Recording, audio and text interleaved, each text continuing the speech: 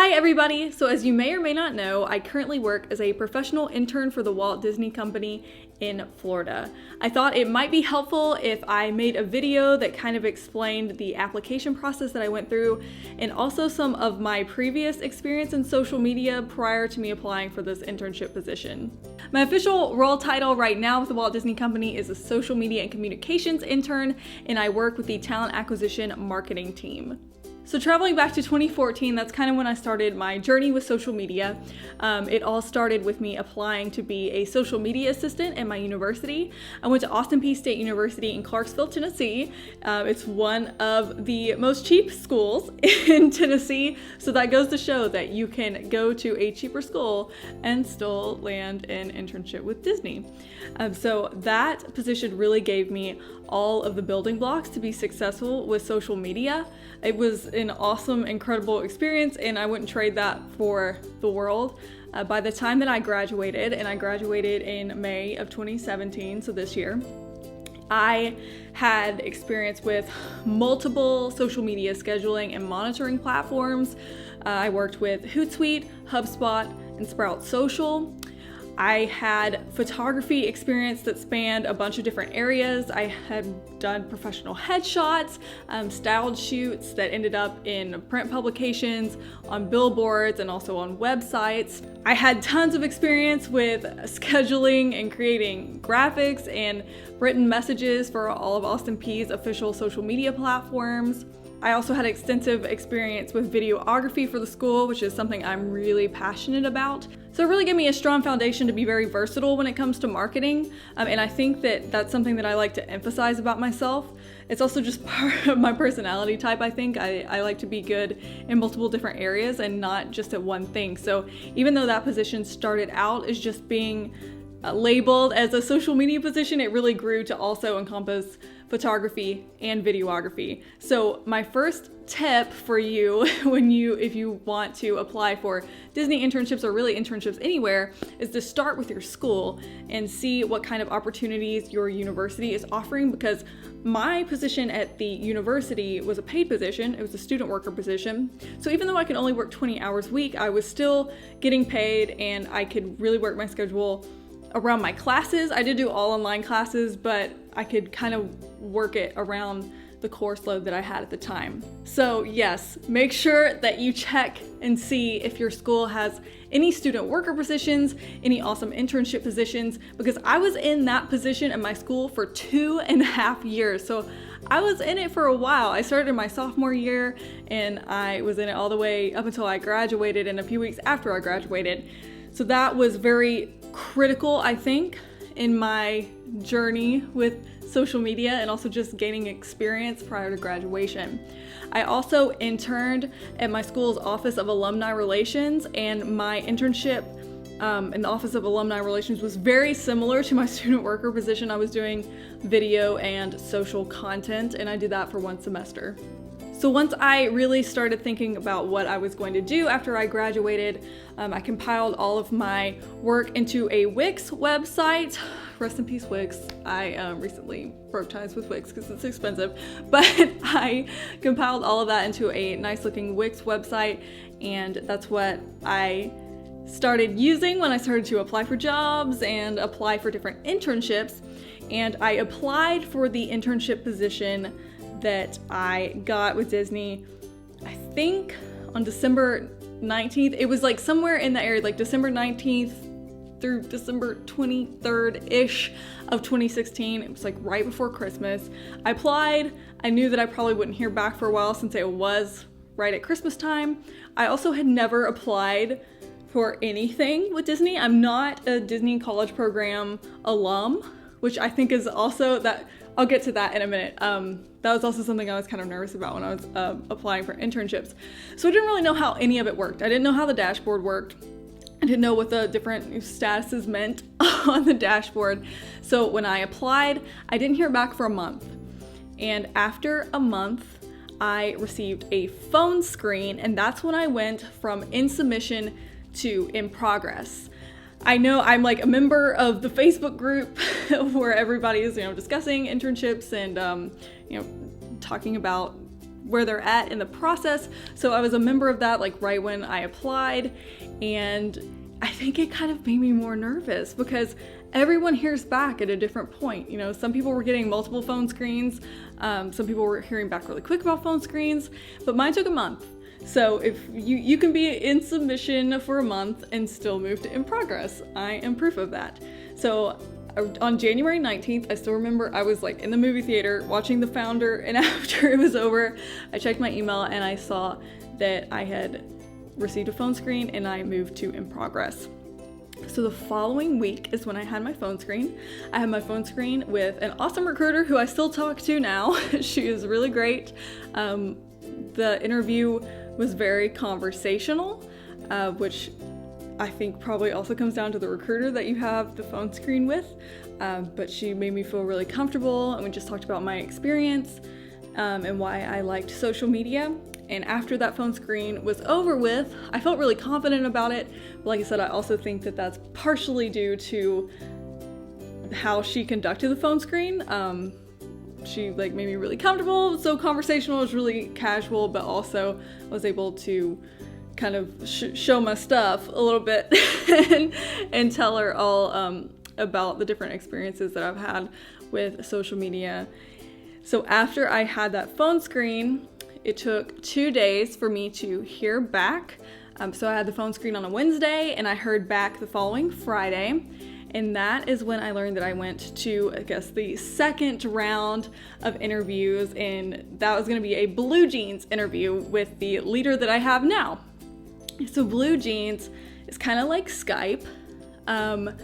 If you have made it to a Blue Jeans interview, I recommend making sure that you're in a place that has really strong internet connection, because my apartment did not really have that strong of internet connection and there was a little bit of a lag, but you can also test out your connection prior to the interview starting.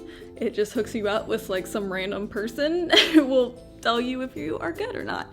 So I did that, and I had that interview the following week after I heard back that I moved on to, I guess, the second round.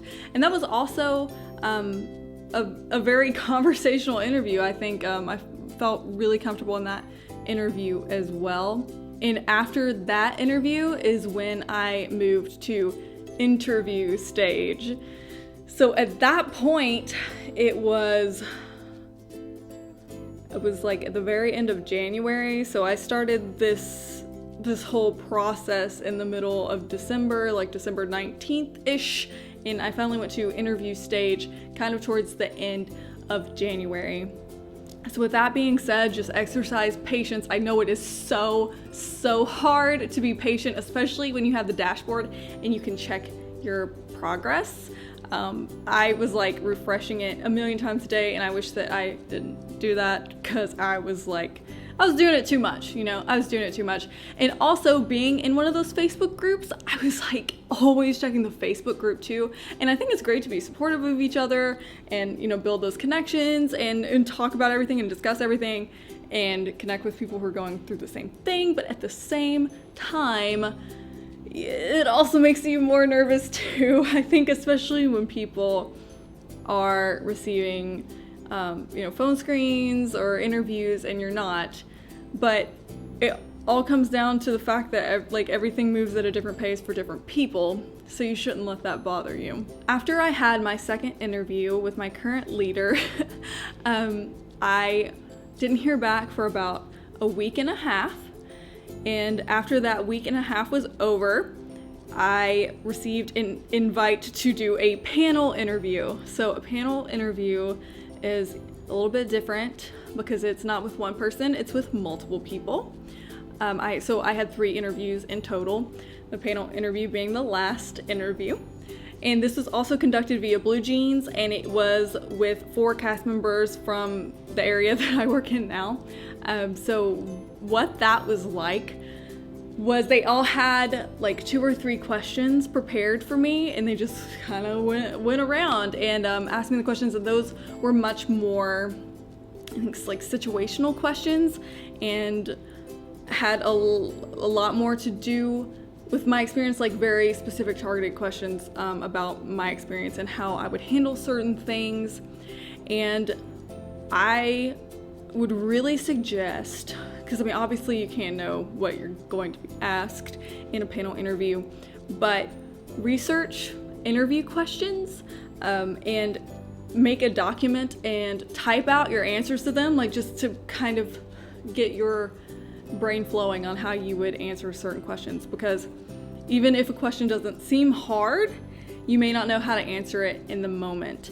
And even if the questions, your practice questions, aren't the ones that you end up being asked, at least you have started to think critically about your experiences and how you would handle certain situations. So I think that really helped me out. I remember I had terrible internet connection in my college town, so I was like sitting in McDonald's one night, like typing out all of these questions and compiling questions from things I found online, and just really like breaking it down and figuring out how I would answer certain things. And I think that really helped me out in the long run, because I just, my brain was like had already been in that mode of thinking about how to fully express my prior experience. So after I had my panel interview, it took about a week and a half for me to go to post-interview stage. It may have been 2 weeks. I can't remember if it was a week and a half or 2 weeks. But I went to post-interview stage, and 2 positions showed up on my dashboard. And I got really excited because I knew that that's what had happened to other people like before they had received offers. So that happened, and I went biking, and I checked my phone when we took a break. I realized I had missed a call, and it was the recruiter that I've been talking back and forth with, who I had my initial phone screen with.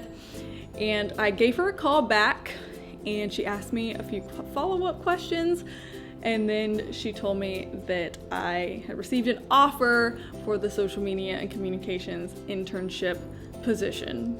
So all in all, I started around December 19th, and I ended like February 20 something. So yeah, it was a lengthy process, and not as long as some people. Now, some people didn't even hear back until like May, and their internship started in June. So everybody has a different timeline, but that's how it kind of worked for me.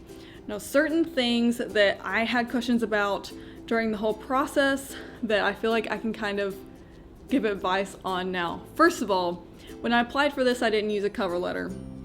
After I did that, I started to freak out. I started to think, oh my gosh, I didn't include a cover letter. I've made a huge mistake not including one. I didn't include one because on my resume I have a section that describes me in pretty much like my purpose, and it's not really a purpose statement, but it kind of says why I love social media, and so that's why I didn't include a cover letter. So I got the position, I didn't include a cover letter. So if you didn't include a cover letter, I don't think that is, I don't, it probably depends on the department, but obviously including a cover letter, I don't see why that would hurt your chances, unless it's full of like spelling errors or something. But I did not include a cover letter, so that's one thing. Second thing that I mentioned earlier, I did not do the Disney college program. I'm definitely not new to Disney. As you can tell from my videos in the past, I love Disney. I have been coming to Disney once or twice a year since I was like 3 years old, but I've never done the Disney college program. So that did not really affect me in the long run. Okay, my third bit of advice, this is just something that I did.